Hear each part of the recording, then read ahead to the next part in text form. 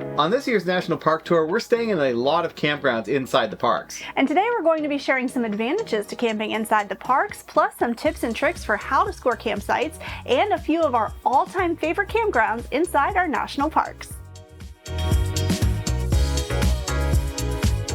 We're Howard and Caitlin of the New State Nomads, and we're about halfway through our National Park Tour.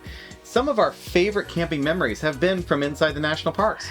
Like being able to walk to a ranger-led bird watching program in the morning at Big Bend, to watching elk just laying around our campsite at the Grand Canyon. It's been awesome. Then what is it?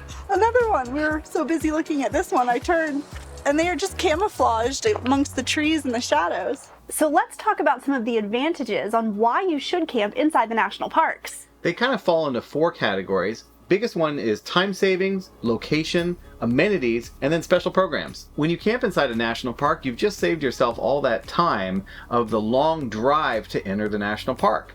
And likewise on the other end, you've also saved the time of exiting the park at the end of the day. Plus you can save time reaching some of the popular trailheads or the camp stores, or getting onto shuttles if the national park has one.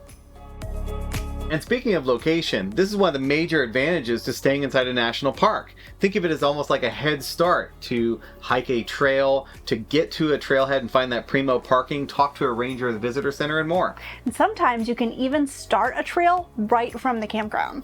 There's 4 trailheads right here that leave from the parking lot adjacent to the campground. So we are heading to the Devil's Hall Trail, a 4.2 miles round trip. Let's go. That took us about 2.5 hours. And the best part is that our RV is parked right there. I can see it. We're gonna have some dinner and go to bed.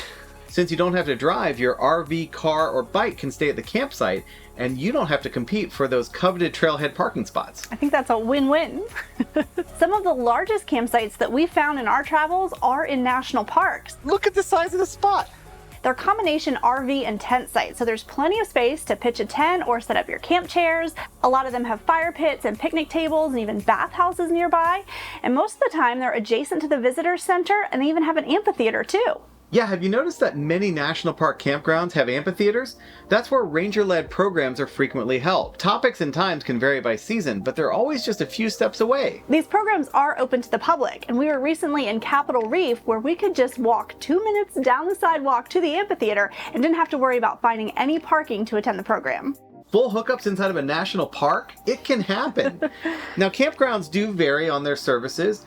Most are dry camping, meaning there are no hookups at the campsite, but they will have water and sewer somewhere in the campground, all the way up to electric only, water electric, and those glorious full hookups. And while the vast majority of those campgrounds do fall under the dry camping category, whether they're operated by the park or a concessionaire, you can find partial or full hookups at places like Big Bend, Yellowstone, Zion, Everglades, Pinnacles, and Death Valley. Some of our favorite campgrounds have included Watchman Campground at Zion National Park. This one had 30 amp electric and was walkable to town. You could visit the town of Springdale. It was also adjacent to the visitor center and the shuttle service. Yeah, this one was definitely a favorite of mine. Plus you have views in every direction no matter what campsite you have. Another one of our favorites is in Everglades National Park in Florida at the Flamingo Campground.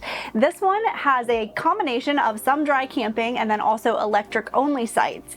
And this is great because, again, of location. You are down south in Flamingo, which is like the hub of all the water activities that you want to do, like kayaking or getting out on a boat, watching gators, watching crocodiles. It's great.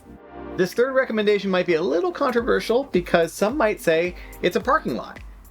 Well, it is a parking lot, but it's a really conveniently located parking lot. Remember how we were talking about you could start trails right from the campground? This is definitely one of those parks. We were able to take an evening hike directly from our RV, and then we were able to take in incredible views of the Guadalupe Mountains. And it is a smaller campground that fills up quickly. There's a combination of back-in sites and a couple of pull-through sites for larger RVs, so you're going to want to book in advance.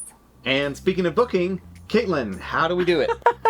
I have kind of taken on that role of trying to book all of these campgrounds, and we have learned a lot about this process this year. Recreation.gov is a great site, and they will have information on there about booking windows and everything. So if you're trying to get into some of those highly coveted campgrounds like Yosemite, we're looking at you, You're going to want to set calendar reminders for when the booking window opens and just try your best to snag a spot. If that can't happen, there are a lot of other tools out there that will scrape these sites for cancellations, and that is how we've been able to score most of our camping inside the national parks. And there are several of these third-party services. Some are free, some are paid, but they all pretty much function in the same way. What you do is you set up a notification. Now, the notification is what campground are you looking for? What are the dates? Some will let you even specify a particular loop, or if you have a certain length of RV. And then it's how do you want to be notified? Do you want a text message? Do you want an email? Some will even do a push notification to your phone if they have a companion app. And then you gotta act fast. This is the key part.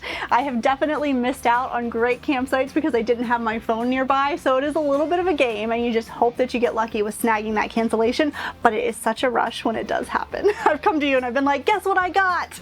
Oh yeah, it does happen. It can happen because people cancel. Look, people change their plans all the time. And the beauty of these services are they're actually maximizing the utilization of these sites. Because as people cancel, other people get notified, and as far as I'm aware, there's not a way within recreation.gov to actually do this just by itself.